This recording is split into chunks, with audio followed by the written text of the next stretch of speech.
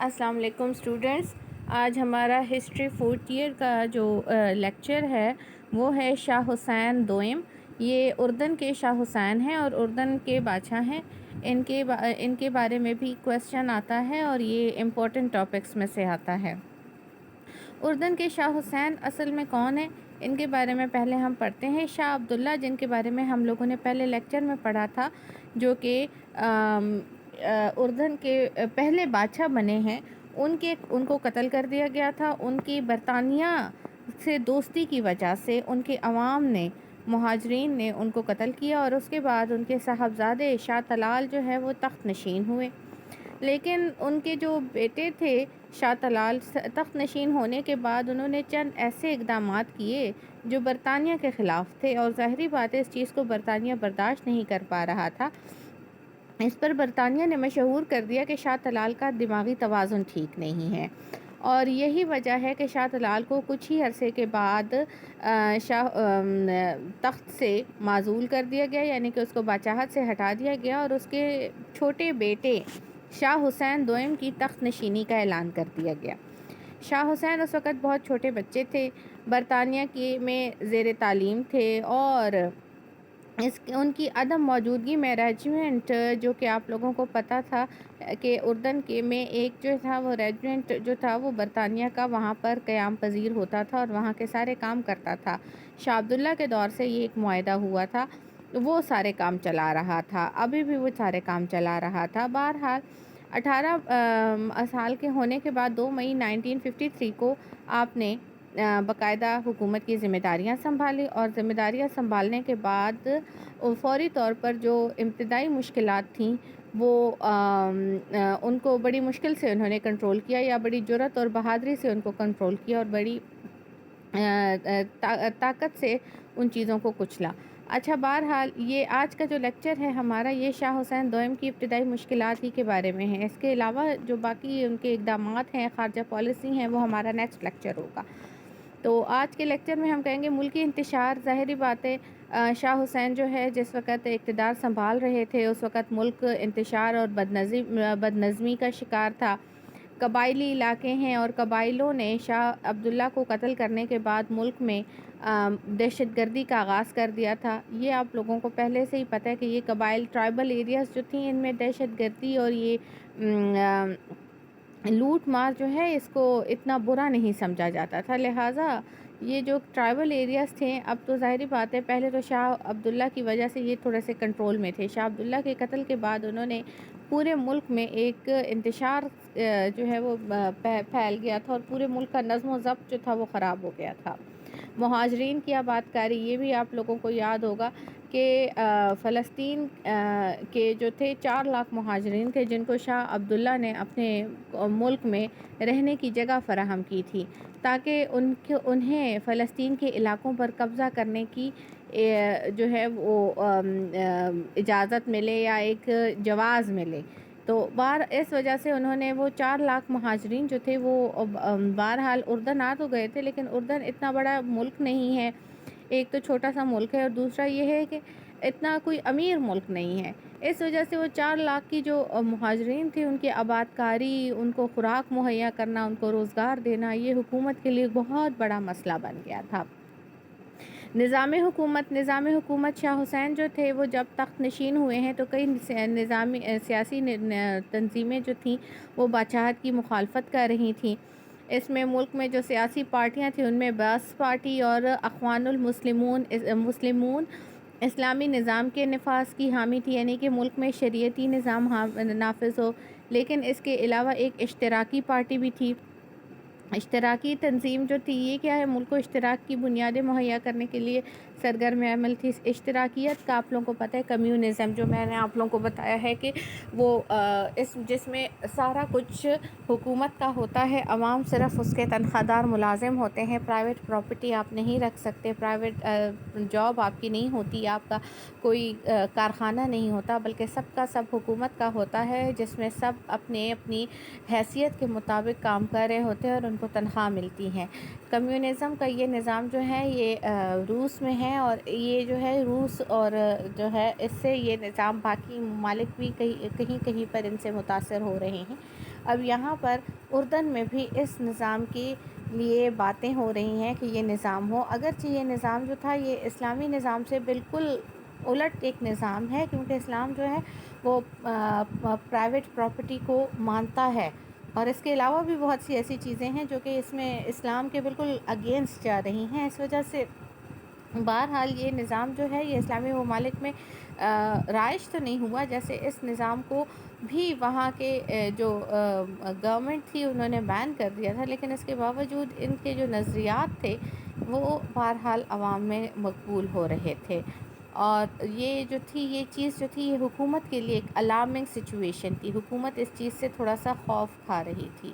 معاہدہ Baghdad packet جو ہے یہ کیا چیز ہے؟ بیسیکلی یہ پاکستان، ترکی، عراق تینوں کے درمیان ایک پیکٹ تھا، تجارتی معاہدہ تھا جو کہ معاہدہ بغداد کہلاتا ہے، اور کچھ عرصے کے بعد اس میں برطانیہ اور امریکہ بھی اس میں رکنیت اختیار کر لیتے ہیں۔ اس میں تجارتی معاہدہ ہے اور یہ تجارت کے فروغ کے لیے دیا گیا تھا۔ اس طرح کے معاہدے کو بعد میں چونکہ امریکہ کے شامل ہونے کے بعد اس کو امریکن بلاک سے ایک طرح سے جو ہے وہ ترجیح نام سے پکارا گیا، کیونکہ امریکن بلاک کا مطلب ہے کہ اب یہ سارے ممالک امریکہ کے اشاروں پر چل رہے ہیں اور امریکہ ہی کے مفاد کی خاطر کام کر رہے ہیں، اگرچہ امریکہ بعد میں شامل ہوا تھا۔ یہ اصل میں پاکستان، عراق اور ترکی کا معاہدہ تھا جو کہ معاہدہ بغداد کہلایا تھا۔ بہرحال اردن کی معاشی حالت بھی اس وقت کوئی اتنی اچھی خاصی نہیں تھی، اس لیے جس میں سب سے اہم چیز اس کو اپنے پاس فوج نہیں تھی، فوج کے جو اخراجات ہے برطانیہ ادا کر رہا تھا، اس طرح اردن تقریباً برطانیہ کے قبضے میں تھا، اور اس وجہ سے برطانیہ جو ہے وہ اسے کہہ رہا تھا، مسلسل کوشش کر رہا تھا کہ اردن بھی اس معاہدے میں شریک ہو جائے، کیونکہ آلریڈی برطانیہ اس معاہدے میں شریک ہو چکا تھا۔ دوسری طرف آپ لوگوں کو یہ بھی میں نے بتایا تھا کہ جو اردن کے جو شاہ عبداللہ ہیں وہ اصل میں عراق کے شاہ فیصل کے بھائی ہیں، تو چونکہ ان دونوں خاندانوں کے آپس میں قریبی تعلقات ہونے کی وجہ سے شاہ عبداللہ کے خاندان کو شاہ فیصل کا خاندان بھی دعوت دے رہا ہے کہ اس معاہدے میں شریک ہو، اور اردن جو ہے وہ خود بھی اس معاہدے میں شریک ہونا چاہتا ہے تاکہ تجارت کو فروغ ہو۔ یہ تجارتی معاہدہ تھا کہ آپس میں تجارتی تعلقات بڑھیں گے، لیکن اس وقت جو ہے یہ عرب ممالک، جو باقی عرب ممالک ہیں جس میں سعودی عرب ہے، مصر ہے، شام ہے، یہ تینوں ممالک جو کہ اردن کے تین اطراف میں ہیں، آپ لوگوں کو پتہ ہے سعودی عرب اردن کے ساؤتھ میں بن رہا ہے، اور شام جو ہے وہ اس کے نارتھ میں بن رہا ہے، جبکہ مصر جو ہے وہ ساؤتھ ایسٹ میں بن رہا ہے، ساؤتھ ویسٹ میں بن رہا ہے۔ تو یہ تین جو ممالک ہیں یہ مسلسل جو ہے وہ اردن کو روک رہے ہیں کہ وہ اس معاہدے میں شرکت نہ کرے۔ اب یہ چیز جو تھی یہ بھی ایک بہت بڑی بات تھی، کیونکہ سچویشن جو تھی وہ اس میں پتہ نہیں چل رہا تھا کہ اب اردن اس میں شرکت کرے یا نہ کرے، کیونکہ اگر نہیں کرے گا تو اسے جو ہے برطانیہ کی نافرمانی کی صورت میں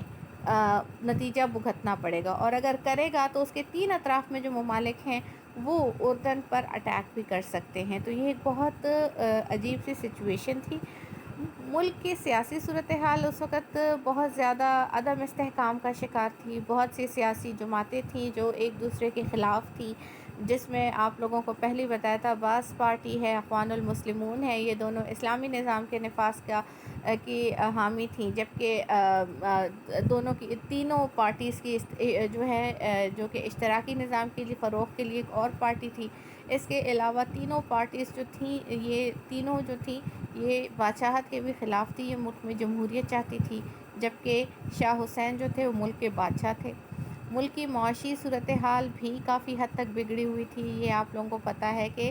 4 لاکھ فلسطینی مہاجرین جو ہے وہ بوجھ بنے ہوئے تھے، اسرائیل کے قیام کی وجہ سے فلسطین سے بھی رابطہ کٹ گیا تھا، اور فلسطین کے راستے جو تجارت ہوتی تھی فلسطین کے ساتھ اصل میں بحیرہ روم ہے، بحیرہ روم سمندر، تو سمندری راستہ جو ہے وہ اردن سے کٹ گیا تھا۔ اردن کے پاس جو تھا وہ صرف خلیج عقبہ ایک جگہ ہے، مطلب چھوٹی سی ایک خلیج ہے، وہ تھوڑی سی رہ گئی تھی جہاں سے وہ اپنی تجارتی روابط رکھ سکتا تھا، لیکن بہرحال فلسطین کے ہاتھ سے نکلنے کی وجہ سے اور اسرائیل کے قیام کی وجہ سے کیا ہوا تھا، یہاں اس کی جو ہے وہ اکنامک پوزیشن جو تھی وہ فلسطین کی وہ بہت زیادہ فلسطین کی اردن کی خراب ہو رہی تھی۔ ملک کی فوجی حالت، اردن کے پاس فوجی طاقت پہلے ہی کم تھی، اور جو تھی وہ بھی برطانیہ کے ماتحت تھی، اور ظاہری بات ہے کیونکہ ان کے اخراجات برطانیہ برداشت کر رہا تھا، حکومت کے پاس اتنا پیسہ ہی نہیں تھا کہ وہ ان اپنے